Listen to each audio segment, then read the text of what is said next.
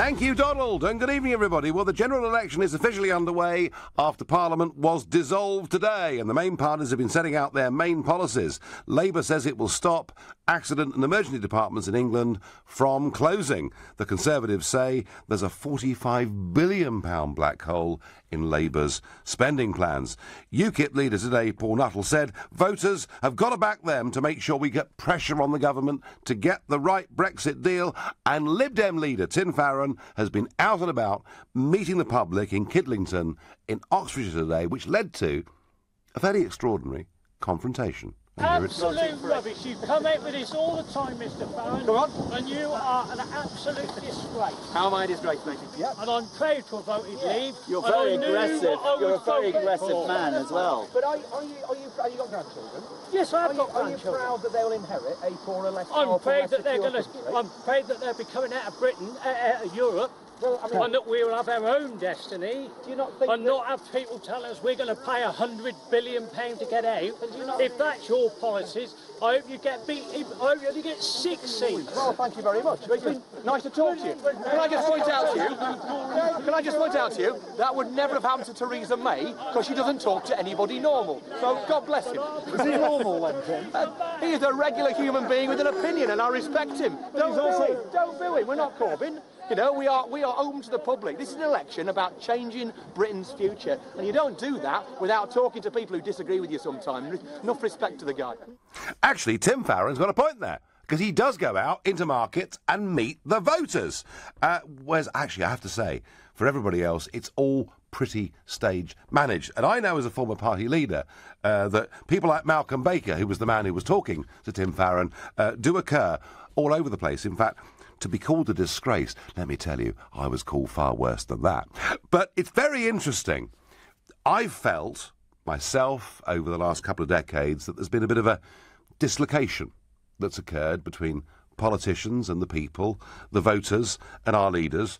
And given what Malcolm Baker said to Tim Farron today, and I'm not going to make him the whipping boy, this is a far more general question. I want to ask you, if you were in front of a party leader, any party leader, what's the one thing you would say to them? And you're allowed to say which party leader it is and exactly what you would say. Would you confront them on Brexit, for argument's sake, on either side of the argument? If so, call me on 0345 60 60973. Perhaps you'd ask them about other policies, because maybe you're getting a bit bored that this election is dominated by Brexit, in which case you can text at 84850, and you may well want to use the opportunity to say, why don't you actually ever listen to anything we say? And if you want to do that, you can tweet, using the hashtag Farage and LBC, at LBC. You can watch the show, as ever, on LBC's page right now. And Jeff in Reddit. So, Jeff, it's your big chance, matey. You are in front of a party leader. Which one, and what would you say? It'd have to be Theresa May. Yep. And I know she tried very hard today to rebuff the EU people. But I would probably ask a question of the people in the EU, a commercial question, really. Have you ever had a set of your accounts audited over the last 20 years? And if you haven't, how would you propose to produce an invoice? So, Jeff, you want to meet Jean-Claude Juncker, don't you, really? Well, not really, because, I realise David Cameron didn't want to meet him. Well, David Cameron, of course, tried to veto him becoming president of the Commission. So you would say, for 20 years in a row, your accounts have not been signed. Why on earth should we go on paying net £30 million a day? Have I got you, Jeff, roughly in there? You roughly got me there, sir. Right. So are you angrier, Jeff, with EU bureaucrats and politicians than you are with UK politicians? Very much angry with the EU politicians, yeah. So you were a Brexit voter, I guess? I was a Brexit voter. And what would you have told Tim Farron today? Well, Tim Farron's got a problem. He's in favour of the EU. I voted to go into the common market as a trade unionist many years ago, when Mr. Heath was around, and he never told me I've got to have a political union. And since then, I've never really been given the opportunity to actually turn around and say, I don't want this. I never voted for this in the first place. So as far as the EU people go, that ain't what I voted for, but that's what I've ended up with. Jeff, very good. Mr. Juncker, if you're listening, avoid Redditch. Otherwise, you'll meet Jeff in the street. I want to hear from all of you. Whatever your views are, please get involved in this debate. And you can agree with me, you can vehemently disagree with me, but you will have your chance on this show to get heard. So, Jeff wants to bash a bureaucrat. And I wasn't necessarily expecting that reaction, but I do understand it. Graham in Hay on Wye, who would you like to meet, and what would you like to say? Hello, Nigel. I would love to meet Tim Farron, who wants to give the people another referendum and a chance to remain. I would like to ask him exactly what remain is he offering us. There was a lot of talk about what sort of Brexit we're going to get. What sort of remain would we get? Would we still keep our rebate? Would we have to join the European army? Would we... or the euro, Graham. The euro, exactly. If we go slinking back with our tail between our legs, what sort of deal are we going to get?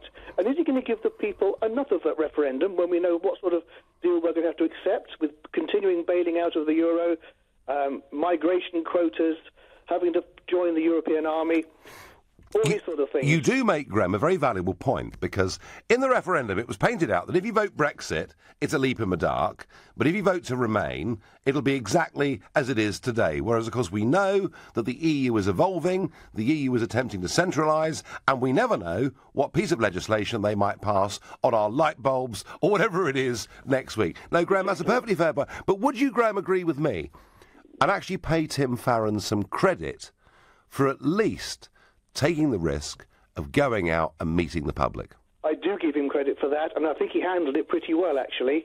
Although the chap obviously made a very valid point that I totally agree with, and Tim Farron couldn't really answer it, he at least did get some credit for saying, I'm speaking to real people, and gave that person some credit for standing up and giving his views. Graham, he handled it pretty well. I'll give him credit for that. No, I agree with that. And when I was leader of UKIP, I used to go and meet the real public. I cannot tell you how many public houses I visited up and down the length and breadth of this country, and that's where I got my sort of focus group feedback. Some of it was lovely, bits of it weren't. Dean in Bromley, what would you like to ask anybody? I would like to know that now we're no longer in Europe, will you be giving up your MEP pension? No, I won't, Dean.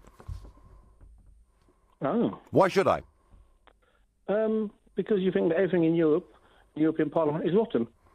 Oh, well, I don't deny for one moment that it's rotten. But, Dean, I would say this to you, that I gave up quite a well-paid job in business to do politics. I took a massive salary cut to do it.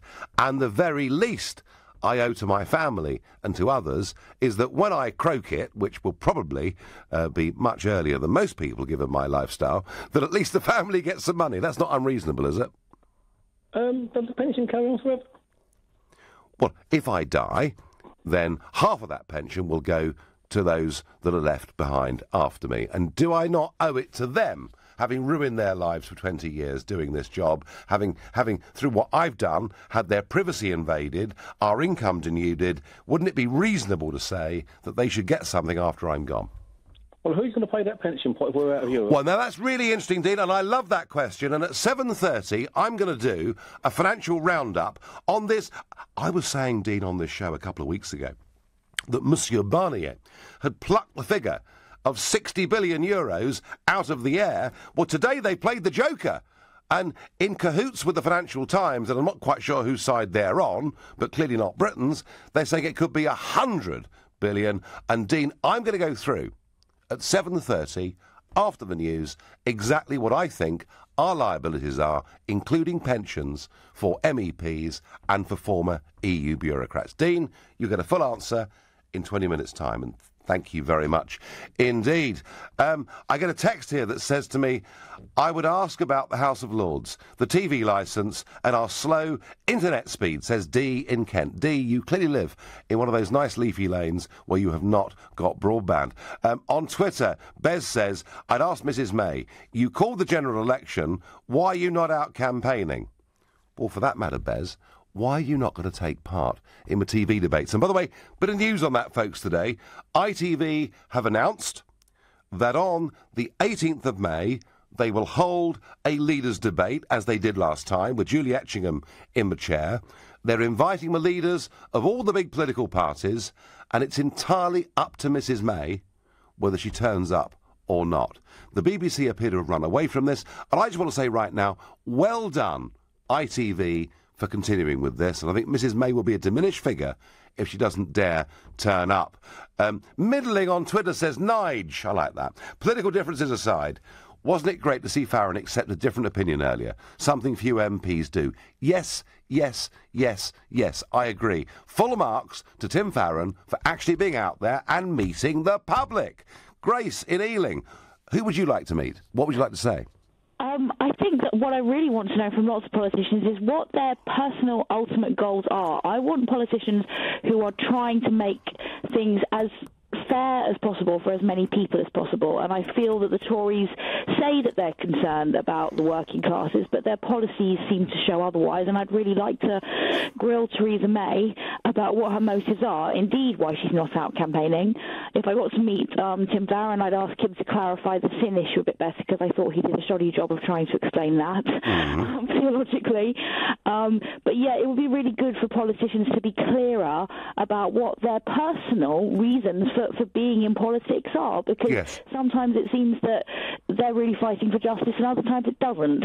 Grace, I understand that completely. It's a very good question, and it reminds me of a morning in June 1999 when I woke up having slept for a full 80 or 90 minutes, and I'd been elected the night before as an MEP, and the phone rang, and it was a veteran journalist called Christopher Booker, who still writes for the Sunday Telegraph and still does a column in Private Eye. And Booker said to me, he said, Nigel, I've been writing about current affairs and politics for 40 years, and let me tell you, he said, there are two types of people in politics. There are those who want to be something, and there are those who want to do something. And you better make your mind up pretty quickly, young man, well, I was then, which one of those you are. And I, not that I needed it, but I decided I wasn't in it for rank, title or position. I was in it because I wanted to change things. And Grace, you're absolutely right. Asking that basic question about people's motivations would be a great question to ask, not one party leader, but actually all of them. Right now, you're listening to the Nigel Farage Show, exclusively on LBC. It's 7:15. Nick Ferrari at breakfast on LBC. Cyclists should be given priority over other road users in an updated version of the Highway Code. They need more protection, say MPs. Ruth Cadbury is co-chair of the all-party parliamentary group on cycling. Yeah, but we need to re-establish the hierarchy of vulnerability, and cyclists are more vulnerable. The idea that cyclists are always universally correct, and the lorry driver or the motorist is universal, is simply unfair. Do you not agree that some kind of registration for cyclists? Well, most of us own bikes, and quite a lot of us cycle some of the time. Are you saying that most of the population should be in some way registered? Yeah, with a number on the back, so that when they jump traffic lights, as they do, should we so desire, we can set a camera up and catch them. Nick Ferrari at breakfast, every weekday morning from 7, only on LBC. With Hampton by Hilton, now open in Aberdeen. A tummy full of yummy breakfast? Good, you're going to need all the fuel you can get, kiddo. Today is the big one. Belt in, braces on, bow tie tied, looking sharp. Bing! Now for your dancing shoes. Quick polish, triple knot, and bound out the door of the family room. It's party time! Happy 90th birthday, great Aunt Mabel. You don't look a day over 82. Whatever your story, this is a great place to start. Premier Inn. Premier U. Breakfast prices and options may vary. Exclude certain locations. Whether you're battling traffic in Waterloo or crossing King's Cross like a king, if you're powering past Battersea or flying down to Canary Wharf, when you're going like the Clappers to Clapham or want to get to Seven Sisters in one tap, at My Taxi, we're always looking for ways to improve our service and yours. So you can breeze down the bus lane safe in the knowledge that if your cab is black, this app always has your back. My Taxi, the black cab app. Here at Admiral HQ, we have the best insurance nerds, like Nigel. Hello. Apart from memorising the hits of Bryan Adams, 1984 to 2004, Nigel made it possible for you to add any of your family to an Admiral multi-car policy at any time that suits you. Wow, they love you, Nigel. They want to thank you for all the discounts. I'd just like to say, everything I do it for you! Oh, Nigel. Admiral, looking out for you. If you own a Swiss watch and it's time to sell it, speak to watches.co.uk. The whole process runs like clockwork. Rolex, Patek Philippe, Omega and more. It only takes a couple of ticks and we pay immediately. Or if you just fancy a change, we could take yours in part exchange. From time on your hands to money in your pocket, it couldn't be easier with watches.co.uk. The pre-owned Swiss watch specialist. Hi, I'm Ryan Reynolds, and I'm going to demonstrate just how far around the home BT Infinity can reach in the next 20 seconds. Here goes. I can get Wi-Fi here in the kitchen. Back here in the bathroom. Oh, look at that. Out here in the garden. Even way up in the attic. You know what? Let's just take my word for it. BT Infinity, the UK's most powerful Wi-Fi versus major broadband providers. To verify, visit bt.com/smarthub. Divorce can be expensive. It affects your finances, assets, home, savings, pension, and most of all, your relationship with your children. It's probably one of the toughest times you'll ever go through. Cordell & Cordell understands these issues and helps men maximise their roles in their children's lives. Call now on 0330 60 60 161 or visit cordellcordell.co.uk. Office in central London. A partner men can count on. Leading Britain's conversation, The Nigel Farage Show. Tweet at LBC using the hashtag #FarageOnLBC. Parliament has been dissolved. Theresa May has been to meet the Queen. Not that she needed to, but she did. She gave a big stirring speech outside number 10 Downing Street. The election campaign is on. And in some ways, the highlight of the day was Mr. Malcolm Baker in Oxford, or a suburb of Oxford, meeting Tim Farron and telling him what he thought about Brexit and everything else. And I'm asking you, if you were to meet a leading politician, what would you say to them? And I want to hear all of your views on this and any other subject. I'm here for you to challenge me and to get involved in the debate. Do you think politicians are connected to us? Do you think maybe the referendum last year made politics more real? Do they look more human and normal to you? Michael in Swansea, who would you want to meet and what would you want to say? Hi, good evening, Nigel. Good evening. I would ask Theresa May how easy it was for her to change from a Remain supporter in the referendum to now a hardline Brexiteer. In fact, Michael, so hardline that in her speech today outside number 10, she said, "I believe in Britain," which was my general election campaign slogan in 2015. It is a remarkable 180-degree turn, isn't it? Indeed it is.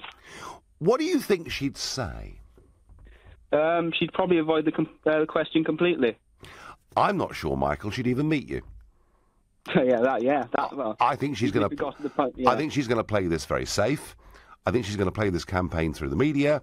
I think she's going to play it through soundbite and spin and messaging. And I doubt she'll do a walkabout in Swansea and take the risk that Tim Farron took. I mean, I could be wrong. Maybe she will. Maybe Swansea is next on her list, and Michael, you can ask her that. But then again, and I have to try, because there's an election period on, I've got to try and be objective and balanced and fair. It could be, Michael, could it not, that rather than being just a cynical career politician going with the wind, that she's genuinely changed her mind? I'm not sure. There was quite a incredible speed she managed to change her mind.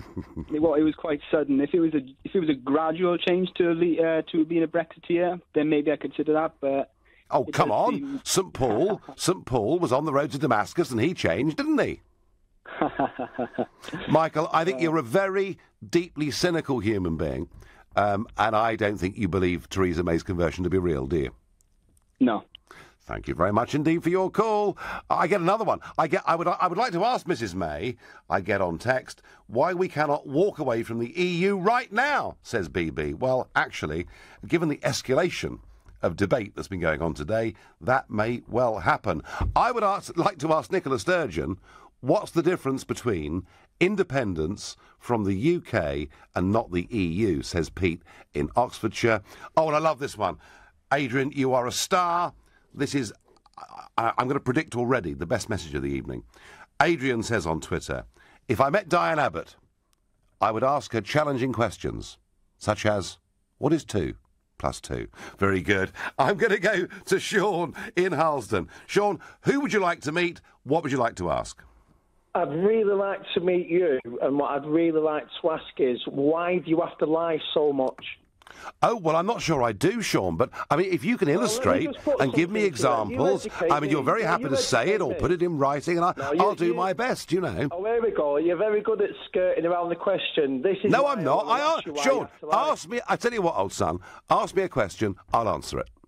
Right, I'll tell you what then. OK, here we go then. Let's point a couple of your lies out then, shall we? Just do one. One at a time is the best way to deal with this. All right then, just the one. No, I did, Sean, with respect, say one at a time. Who knows, we may keep you on the line for the rest of the show. Let's start with one. All right then, well, your lie about EU legislation makes things difficult for small businesses. So you explain this then. In accordance to you that it damages small businesses. In a 2013 YouGov poll of small to medium business owners, 71% of them said that the EU membership had a positive effect on the business, while only 13% of them reported a negative impact. But you have to ramp this up constantly, don't you? Like how you ramped up the £55 million a day to be an EU member. It's actually 2.5% of the annual budget, which works out at about, my maths is a bit bad here, but 20 billion a year. So educate Just ask me, Diane Abbott, Sean, she'll help you. No, I'm asking you, mate. John, the fact that very often people in small business weren't aware of what the EU was doing to them does not. And it's never harmed my small business, but Brexit's going to harm my small business. So, is it? So how much? Yeah, so you export to Europe, do you? No, it's not that kind of small business. Oh, I see. So and it's legal before you say it's legal before you say. It's legal. Good. I'm pleased to hear it. My business. I'm here to talk about. Well, you just did talk about your business. Like how you talked about the 350 million to the NHS. Blatant lie. And then you backtrack on it on ITV this morning. Never said it. Yeah, Sean. Listen, old son, I never said it. But you tell me one outright lie I've told. Just one. One outright lie. Bloody hell.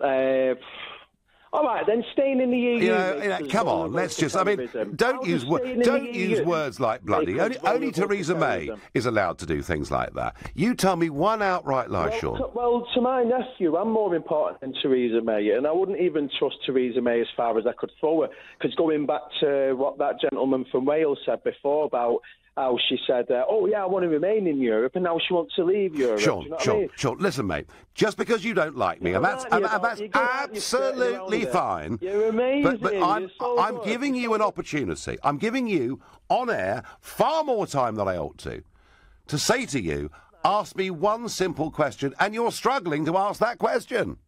No, I'm asking you why you lie. I've just told you and you're not even giving me an answer. Right, OK, Sean, you've asked a question. I'm going to answer it. I've done my absolute utmost. No, you haven't. Having come... All right, I haven't even finished yet. Well, there's no point asking a question and not waiting for the answer. Otherwise, we're all going to whistle in the wind, aren't we? Sean, 15 to 50%. I've done my best to tell the truth as I see it, and I believed in it. I'm never going to convince you. But, Sean, the point is, if you get the opportunity to really have a go, you've got to be ready for it and prepared for it. And I'm sorry, I think, with all due respect, Sean, you failed the test. Nil point. We go to Peter in Godalming. Peter, who would you like to meet and what would you like to say? Good evening, Nigel. Good evening. I would like to pose a question to Jeremy Corbyn, why it is he thinks it is acceptable for himself and Shadow Chancellor McDonnell to ally themselves with the British Communist Party, an ideology that is responsible for the death of many millions of people, and yet we brand people such as yourself as political extremists. Why are the media not asking him these questions? I think, to be fair to Jeremy Corbyn, and I did hear the leader of, I think they're now called the New Communist Party of Great Britain, who did incidentally back Brexit as well. Anyway, but I think you'll find that it was the New Communist Party of Great Britain that have allied themselves to Corbyn's campaign and not the other way around, Peter, unless I'm wrong. Well, I mean, McDonald is a self-professed Marxist, and yes. And if the Labour Party were to gain power, they won't. But if they were to, we would see a Marxist in charge of the British economy. I mean, is this something that's beneficial to the British people? I don't think so. Would you equally, Peter, ask him about his previous comments about Hamas, the IRA? I think, to be fair, I think this particular question you've asked isn't actually on the money, because it's the Communist Party that have allied themselves to him. But it would be not unreasonable in the context of this election to ask him why he has strange friends. He tweeted on May Day to the May Day protests in London his solidarity to them. I mean, don't get me wrong, that might just be a gesture of goodwill. But regardless, I think it's not particularly good for someone to ally themselves with such an extreme political... Well, Peter, I get that. I understand that totally. But I would ask other callers to come on and tell me that actually Jeremy Corbyn is fully entitled to do those things. Steve in Stevenage, quickly. Who would you like to meet? What do you want to say? Yeah, hello, Nigel. I'll ask Tim Farron. Given the unsustainable level of immigration and the housing crisis, I'd ask him, where's everybody going to live? Well, they're going to build lots of new houses, Steve, is what Tim Farron would say, and you'd be satisfied, wouldn't you? No, I don't think that would work, though, would it? Because we haven't got enough builders to build the houses that are being built now. So we'd have to import more people. Steve, I can't see what the problem is. We only have to build one house every 4 minutes to cope with current levels of immigration. Yeah, absolutely. Brilliant. Well, let's start. You start with one brick, right? I'll start with another. Well, and we'll see how many houses we can build between us. Do you know what, Steve? You might get your chance, because Farron is going to tour market towns and constituencies all around this country. Stevenage may be on his list. You might get a chance to ask that question. Martin asks on Facebook, I would ask Mrs May if she thinks Britain needs strong and stable leadership. I love it. You're listening to the Nigel Farage Show, exclusively on LBC. It's 7:30 and time for the news with Moira Alderson. Theresa May is on the attack over Brexit negotiations with the EU before they've even officially begun. The Prime Minister has accused unnamed Brussels officials of using deliberate threats to influence June's general election. 2 services are being held in Portugal and in Leicestershire, marking exactly 10 years since Madeleine McCann went missing. UK police have spent £11 million on the investigation. Police have been granted another week to question a man arrested near Downing Street in April. Khaled Mohammed Omar Ali from Tottenham in North London is being held on suspicion of terrorism and weapons offences. LBC weather, a cloudy night ahead for much of the country with some light rain, clearer spells further north, an overnight low of 10 degrees. LBC Travel. Good evening. I'm Andy Lake. In East London, the A223 North Cray Road is blocked. That's northbound following an accident earlier on between Vicarage Road and Bunkers Hill. Southbound reopened just after 7 o'clock. Still delays around there this evening. In North London, the North Circular is stop-start eastbound between the A10 in Edmonton and the Crooked Billet Junction in Walthamstow after an accident there earlier today. The North Circular also still struggling in West London, northbound approaching the A40, queues back to Ealing Common. In Wiltshire, the A4 is closed between West Kennet and Beckhampton to recover a collision that happened earlier. Still queues around there. And in the West Midlands, the M6 is heavy northbound between Spaghetti Junction and Junction 7 for the A34 at Great Bar. The inside lane of 4 is closed because of a breakdown. Onto the rails now. Great Western Railway services have ground to a halt between Basingstoke and Reading because a train has broken down. For more real-time traffic updates, go to lbc.co.uk. This is LBC. When I set up my business, it was lots of investment and not much sleep. After all the hard work, I want to make it pay. WorldPay is the UK's leading payments provider, trusted by over 300,000 small businesses. Whether you're looking to grow a coffee shop or an online business, you need a payment provider you can rely on. With secure, reliable payment systems and 24/7 UK support, WorldPay makes your payments work as hard as you do. Visit worldpay.com/makeitpay. Your future is here. The Global Academy in Hayes is a state school for 14 to 19-year-olds interested in a media career. Find out more at globalacademy.com. Come and experience Lebanese dining at Marouche Restaurants. Try some of our amazing dishes, kafta dipped in a delicious hummus, or a colourful meze, complemented by a robust Lebanese red. With live music and traditional belly dancing, enjoy an atmosphere to match the food's rich and distinctive flavours. Go to marouche.com to find out more. Marouche Restaurants, the finest Lebanese food across London. If you own a Swiss watch and it's time to sell it, speak to watches.co.uk. The whole process runs like clockwork. Rolex, Patek Philippe, Omega and more. It only takes a couple of ticks and we pay immediately. Or if you just fancy a change, we could take yours in part exchange. From time on your hands to money in your pocket, it couldn't be easier with watches.co.uk. The pre-owned Swiss watch specialist. Here's another true story from Aldermartin, Baines and Cuthbert. When fire tore through a residential London development in 2015, the local health and safety executive were quickly on the scene. Fortunately, ABC had all the right health and safety paperwork and certificates, and to the great relief of the building's owners, were able to prove there was no fault. No fuss, no hassle. For block management, ABC Estates will give your story an ending that'll make you as happy as Larry. Find out more at abcestates.co.uk or call 0800 888 6688. This is LBC, the Nigel Farage Show. Call 0345 6060 973. Text 84850. Tweet at LBC using the hashtag Farage on LBC. A voter gets angry. Stroppy with Tim Farron in the streets of Oxfordshire today. And I'm asking you, who would you like to meet amongst our political leaders and what would you like to say? But a few little news roundups that I think may be of interest. The first is France. This Sunday is the second round of the French presidential elections. It's Emmanuel Macron against Marine Le Pen. And the opinion polls are shifting. They are changing, albeit still a big lead for Macron. But the last reputable poll we've got is Macron on 59%, Marine Le Pen on 41%, which is quite a significant narrowing of the gap since last week. Tonight, roughly at 9:30 UK time, they will go head-to-head live on French TV for a 2.5-hour debate. A fascinating election taking place there. But in Brexit news, well, firstly, the war of words that we talked about yesterday, you know, with Juncker and Juncker's team briefing a German newspaper, leaking everything that was said at the Downing Street dinner, including abusing the chef and the food.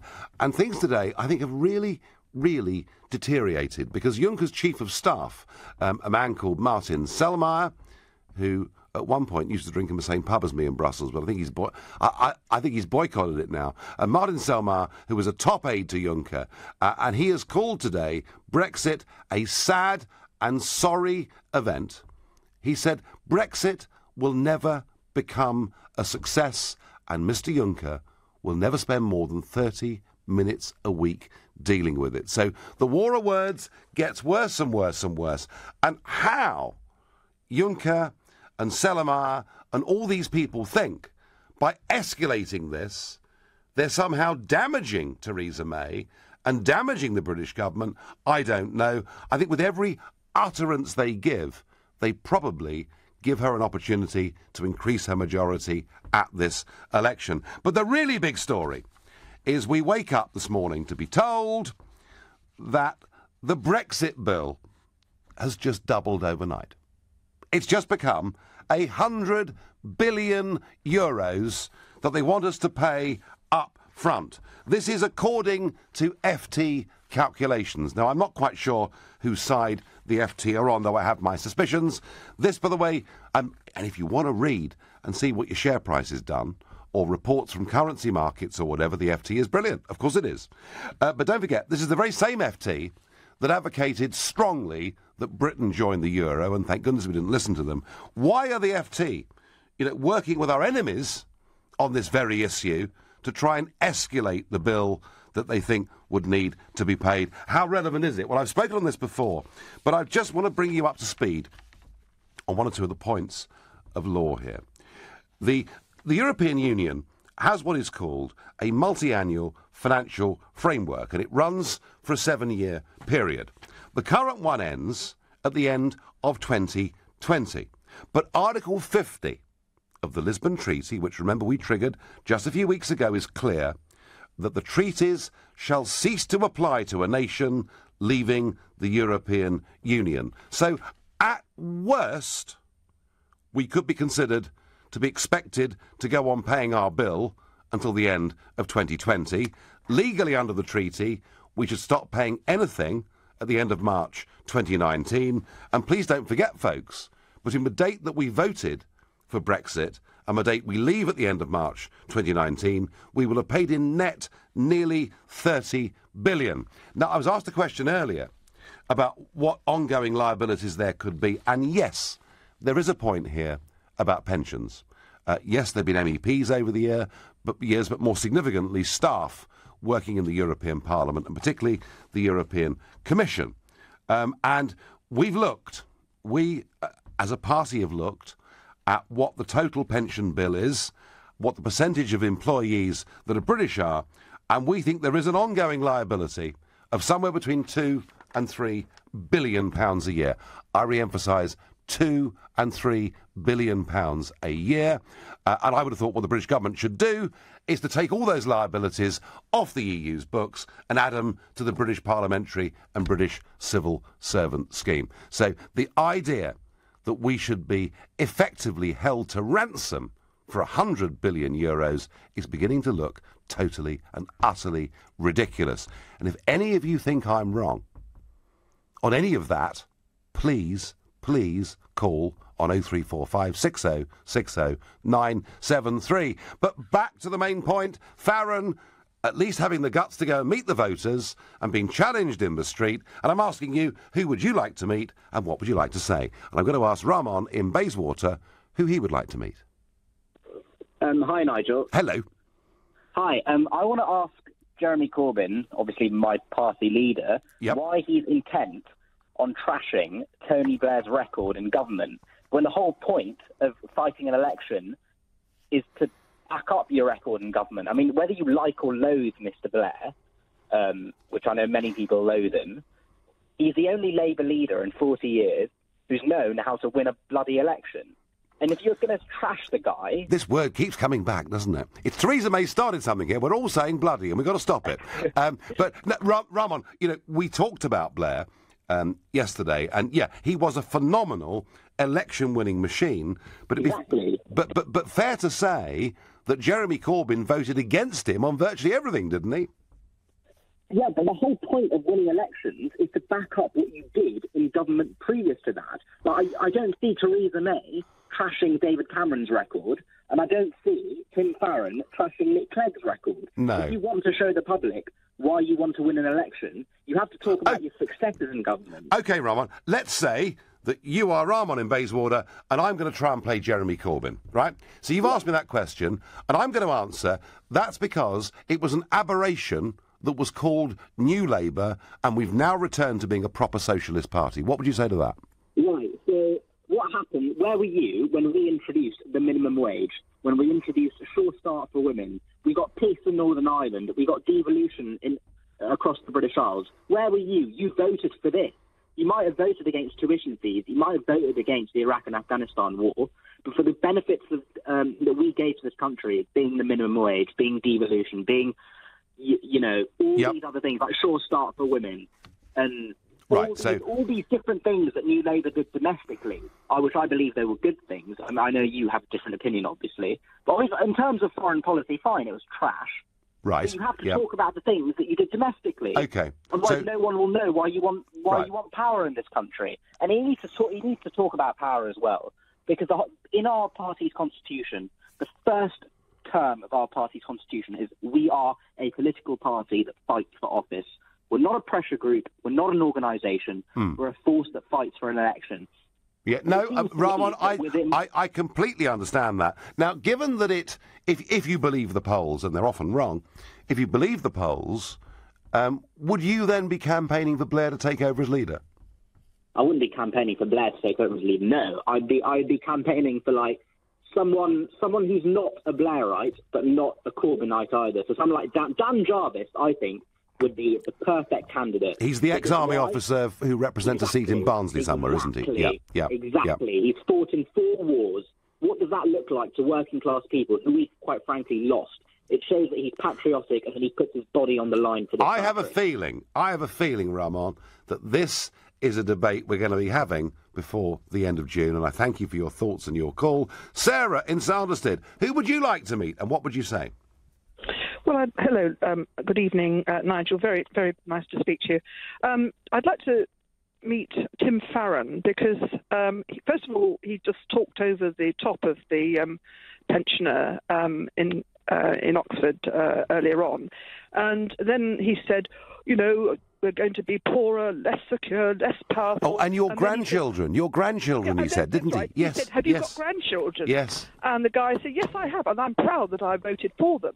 And I've had this one flung at me. I've got grandchildren, and of course we're going to be more secure because we're going to have cooperation, and also we will have more control over our borders.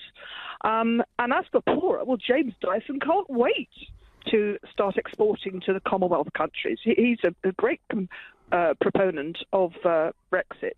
And it's very interesting looking at the way the totalitarian Eurocrat bullies are behaving. They're coming out and showing what they really are like, the way they're speaking and blackmailing and threatening and intimidating. How dare they?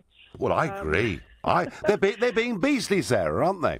Well, they're just showing. I mean, a good relationship should be one of mutual respect, and I do think that Theresa May has really tried to be respectful and clear and say we want to be allies, we want to work together, and then to get all this backlash is just shows what the sort of people they're like. Well, and they're playing, Sarah. They're playing completely into her hands, and I thank you.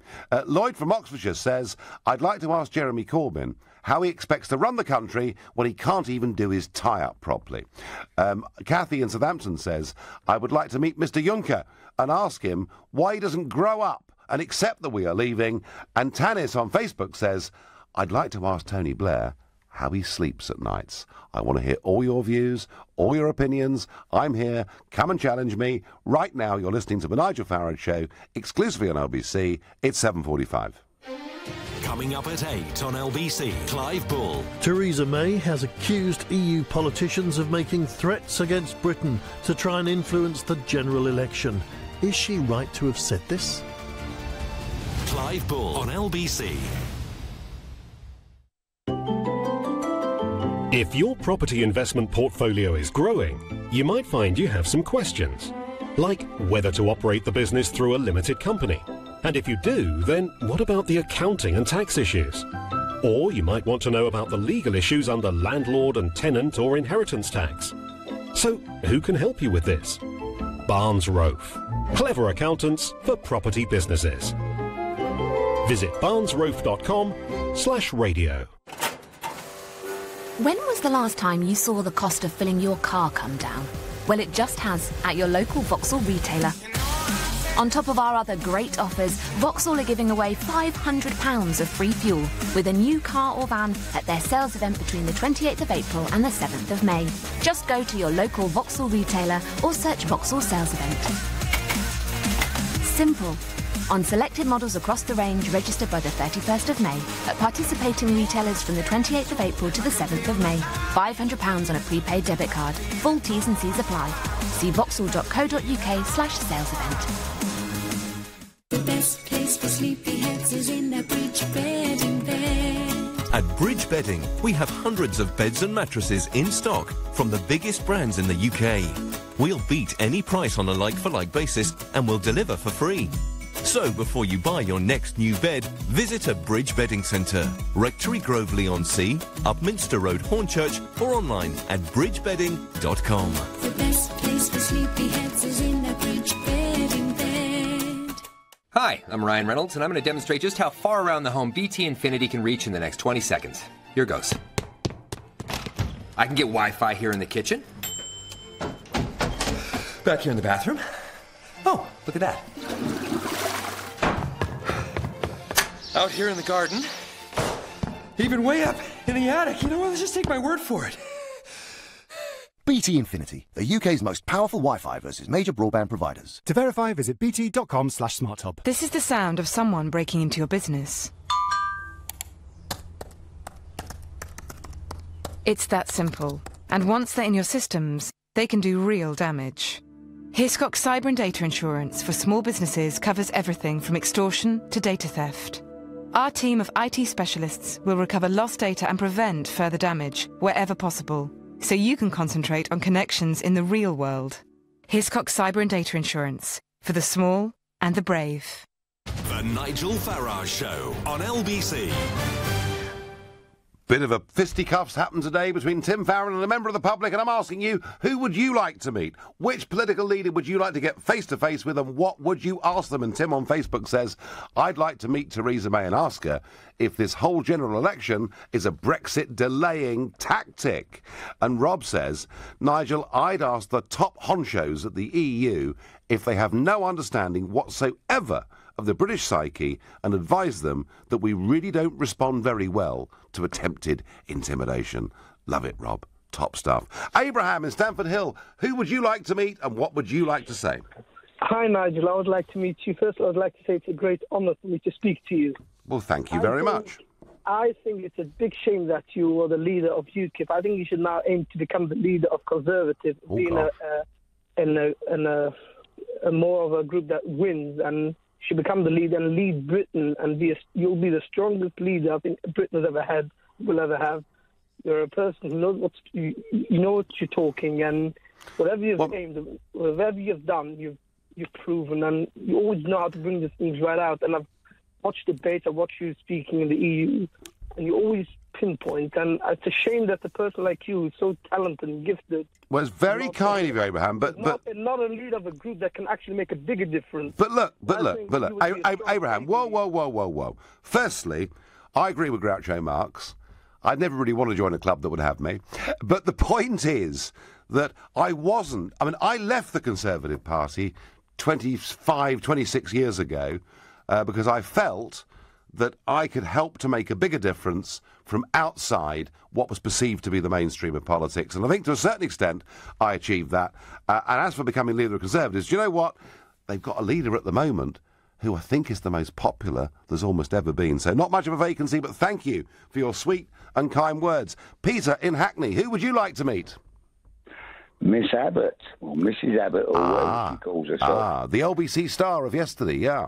That's correct. I mean, I live in Hackney, as you just said. Yep. And she says that she represents the people of Hackney, and how can she, with the comments that she comes out with? I mean, she puts her foot in it every time she goes.